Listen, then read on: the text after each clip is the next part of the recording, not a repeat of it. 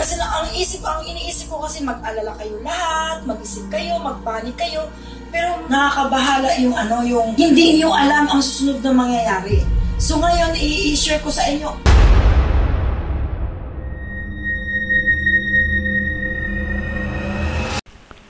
Hello po mga ka-PTV. Sa video na ito ay tatalakayin natin ang nakakakilabot na pangitain ng dalawang syudad na ito ayon sa mga visions ni Madam Ruthie Baldwin. Pero kung ikaw ay hindi pa nakasubscribe sa aking channel, baka naman.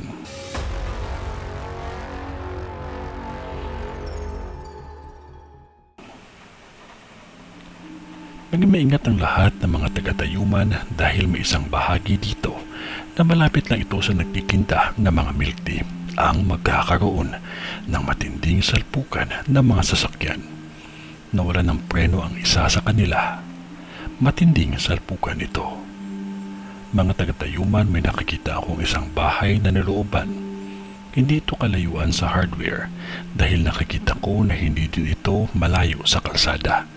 Hindi ko makita anong pangalan ng kalye, pero yan ang mga nakikita ko na kalapit na lugar.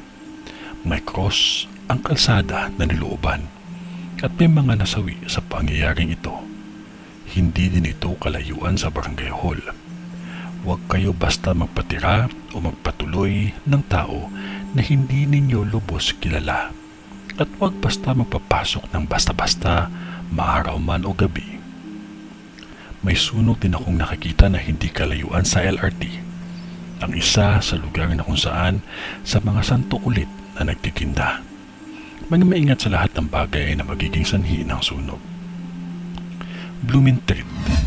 May nakikita akong dalawang sunog dyan. Ang isa ay isang factory ito o pagawaan. Napakabilis kumalat ng apoy at napakalaki ito dahil na din sa produkto na ginagawa nila. Ang isa pang sunog ay nagmula ito sa isang poste na mabilis kumalat ng apoy. Nang dahil sa mga kahoy, tupok lahat ng bahay.